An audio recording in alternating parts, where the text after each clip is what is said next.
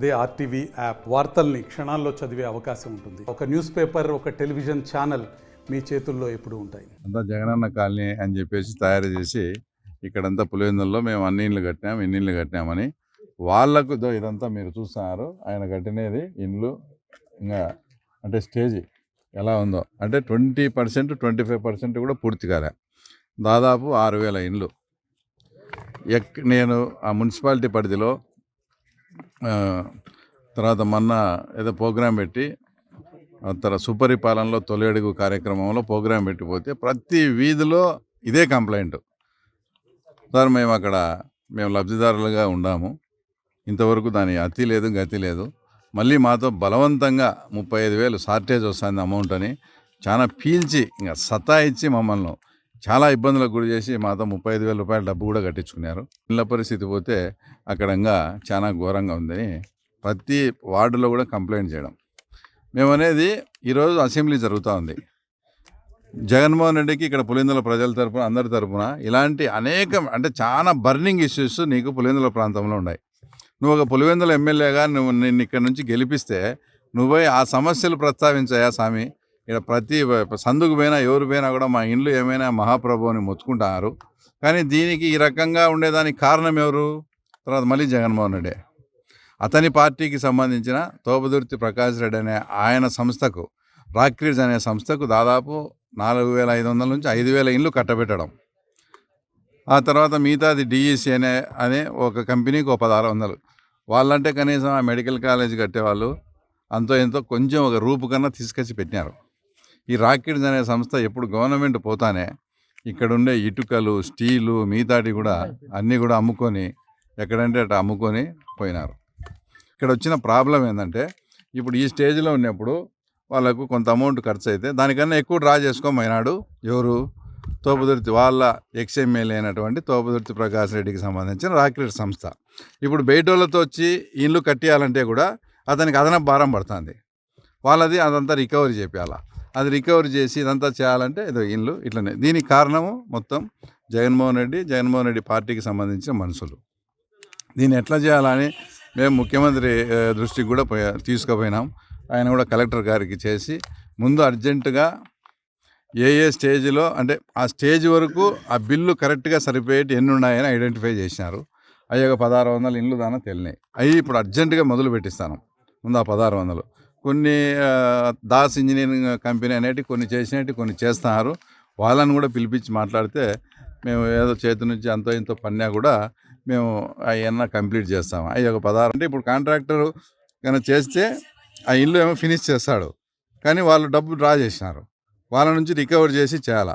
ఇదంతా కొంచెం shortage amount ఎట్లా చేయాలని అది కూడా ప్రభుత్వం దృష్టికి తీసుకుపోయి ఇలాంటి సమస్యలన్నీ ఒక జగనన్న కాలనీ గురించే ఈ సమస్య అంతా. ఇలాంటివి పులివెందులకు సంబంధించి ఒక 7-8 సమస్యలు చాలా ప్రజలకు ఇబ్బంది కలిగించేటి ఇంపార్టెంట్ ఏంటో ఆ సమస్యలు ఏదైనా ఉండి ప్రస్తావించకుండా ఈయన పోయి కనీసము అసెంబ్లీకి ఒక రోజు నువ్వు అసెంబ్లీకే పోకుండా సమస్యనే ప్రస్తావించకుండా తర్వాత నాకు ముందే మైకీరు అంటే అది ఎట్లా?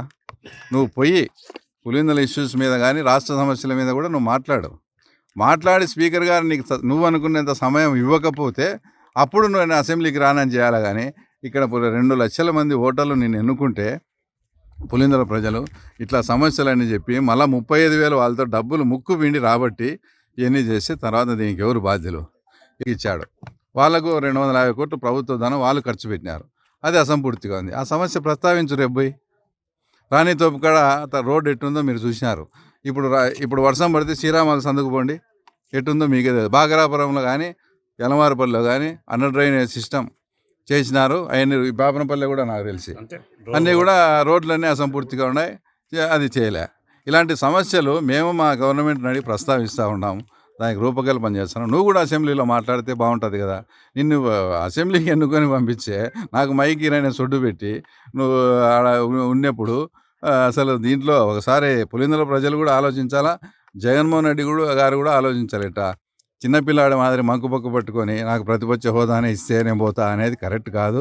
పులివెందుల ప్రజలు 78 నుంచి మిమ్మల్ని ఎన్నుకుంటా ఉన్నారు కాబట్టి ఆ ప్రజల సమస్యలు తీర్చాల్సిన బాధ్యత 100% జగన్మోహన్ రెడ్డి గారి మీద ఉంది. కాబట్టి ఇలాంటి సమస్యలు అసెంబ్లీకి నువ్వు పోకపోతే ప్రతిరోజు కూడా నేనుంటే నేను, లేదంటే మా లీడర్స్ ప్రతిరోజు పులివెందులలో ఉండే ఒక సమస్యను ప్రస్తావిస్తూ ప్రతిరోజు కూడా మాట్లాడతారు. దీని మీద కూడా చాలా రివ్యూ చేసినాం.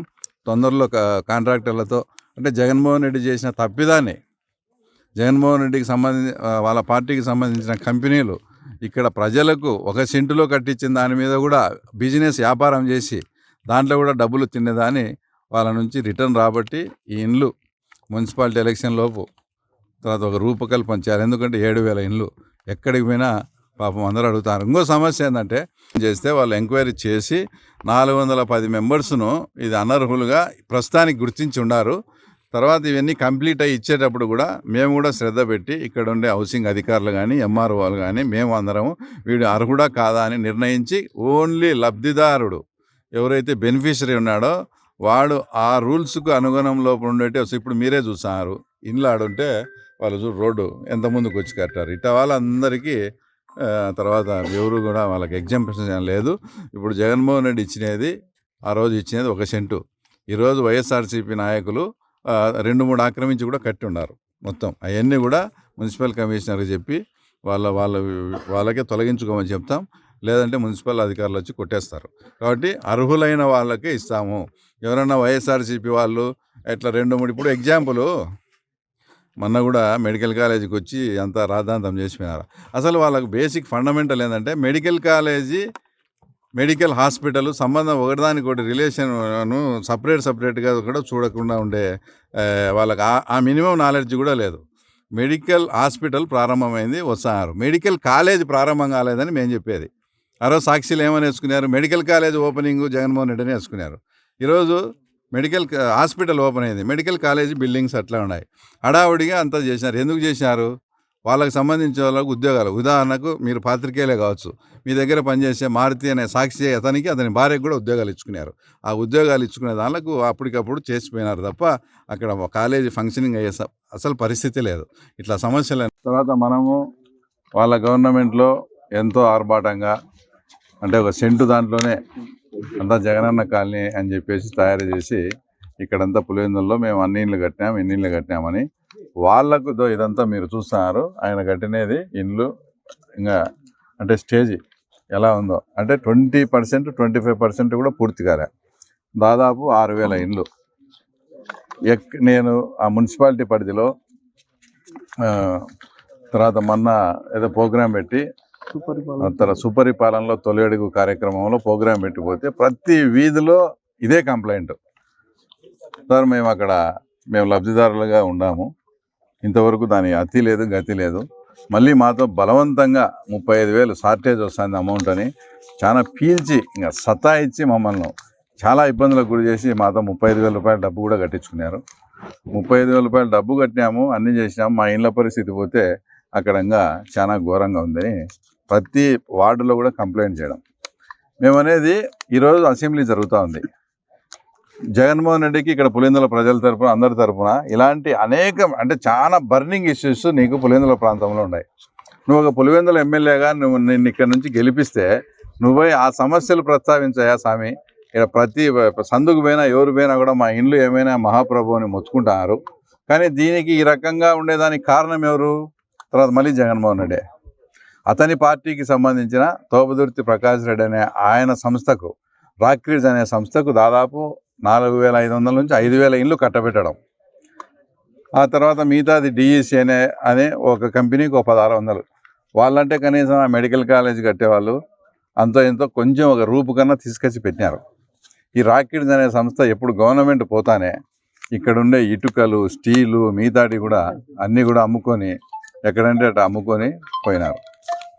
తర్వాత నేను అనేక సార్లు అంతా మా మున్సిపాలిటీలో పోయి అడిగినప్పుడు అంతా చెప్పినప్పుడు నేను కూడా వాళ్ళందరినీ పిలిచి ఒక రివ్యూ మాదిరి చేశా. అనేక మంది కాంట్రాక్టర్లు 1-2 ముందుకు వచ్చి మేము స్టార్ట్ చేస్తామంటే ఇక్కడ వచ్చిన ప్రాబ్లం ఏంటంటే ఇప్పుడు ఈ స్టేజ్లో ఉన్నప్పుడు వాళ్ళకు కొంత అమౌంట్ ఖర్చు అయితే దానికన్నా ఎక్కువ డ్రా చేసుకోమైనాడు ఎవరు? తోపుదుర్తి వాళ్ళ ఎక్స్ఎమ్మెల్యే అయినటువంటి తోపుదుర్తి ప్రకాష్ రెడ్డికి సంబంధించిన రాక్రిడ్జ్ సంస్థ. ఇప్పుడు బయట వాళ్ళతో వచ్చి ఇల్లు కట్టియాలంటే కూడా అతనికి అదనపు భారం పడుతుంది. వాళ్ళది అదంతా రికవరీ చేయాలా, అది రికవరీ చేసి ఇదంతా చేయాలంటే ఏదో ఇల్లు ఇట్లనే. దీనికి కారణము మొత్తం జగన్మోహన్ రెడ్డి పార్టీకి సంబంధించిన మనుషులు. దీన్ని ఎట్లా చేయాలని మేము ముఖ్యమంత్రి దృష్టికి కూడా తీసుకుపోయినాం.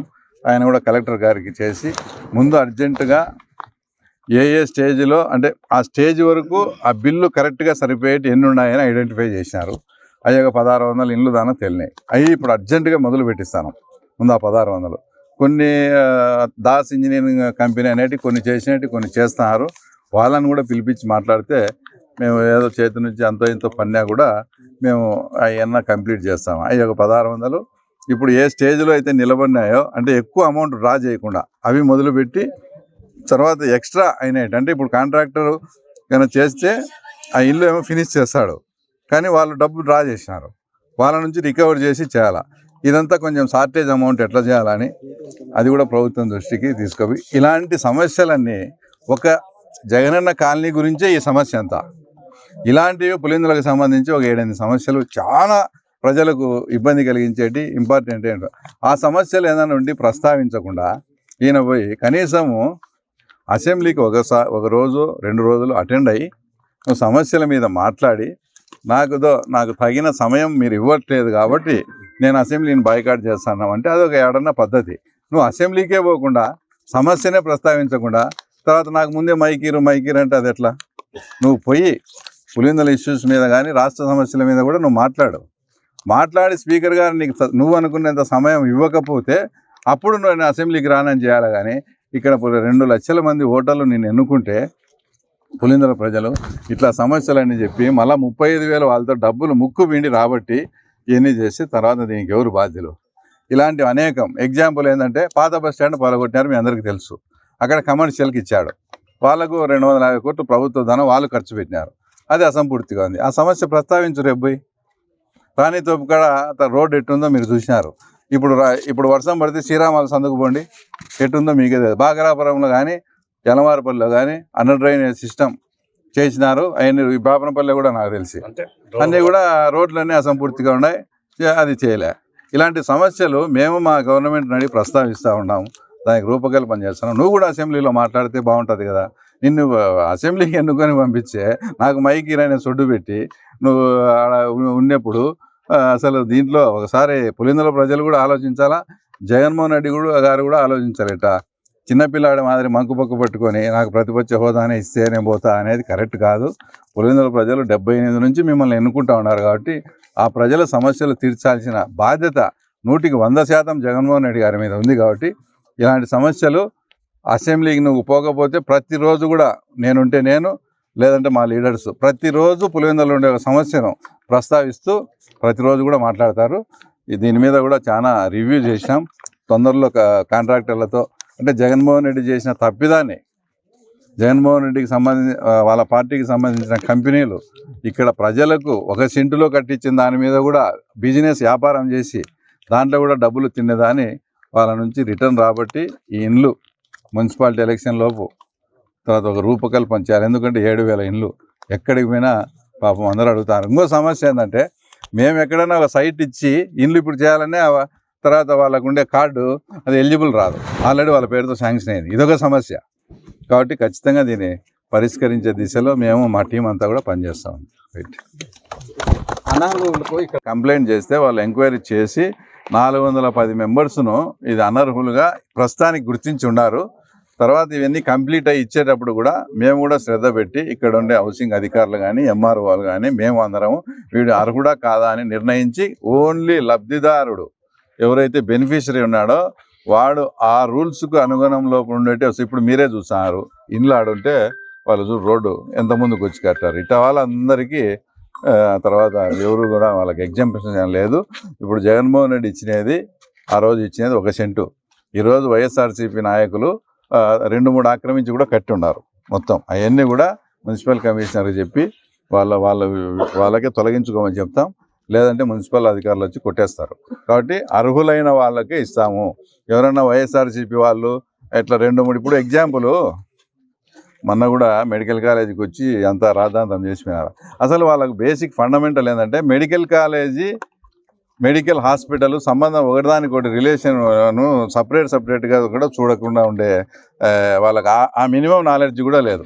మెడికల్ హాస్పిటల్ ప్రారంభమైంది వస్తున్నారు, మెడికల్ కాలేజ్ ప్రారంభం కాలేదని మేము చెప్పేది. సాక్షులు ఏమని వేసుకున్నారు, medical college opening Jaganmohan Reddy అని వేసుకున్నారు.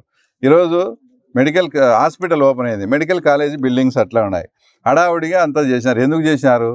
వాళ్ళకి సంబంధించిన వాళ్ళకు ఉద్యోగాలు. ఉదాహరణకు మీరు పాత్రికేయులే కావచ్చు, మీ దగ్గర పనిచేసే మారుతి అనే సాక్షి అతని భార్యకు కూడా ఉద్యోగాలు ఇచ్చుకున్నారు. ఆ ఉద్యోగాలు ఇచ్చుకునే దానికి అప్పటికప్పుడు చేసిపోయినారు తప్ప అక్కడ కాలేజీ ఫంక్షనింగ్ అయ్యే అసలు పరిస్థితి లేదు. ఇట్లా సమస్యలు అన్నీ ఉన్నాయి. తప్పకుండా జగన్మోహన్ రెడ్డి అసెంబ్లీకి పోయి అనేకమైనటి ఇట్లాంటి సమస్యలు అన్నీ ఉన్నాయి.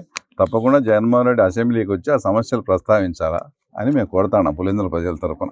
తెలుగులో న్యూస్ కి ఫాస్టెస్ట్ యాప్ ఇప్పుడు టోటలీ న్యూ అవతార్లో జస్ట్ 5 seconds లో complete news.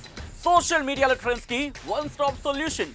Live TV app voice search option తో ఇప్పుడే డౌన్లోడ్ చేయండి లేదా అప్డేట్ అయిపోండి. యాప్ లింక్ డిస్క్రిప్షన్ లో ఉంది.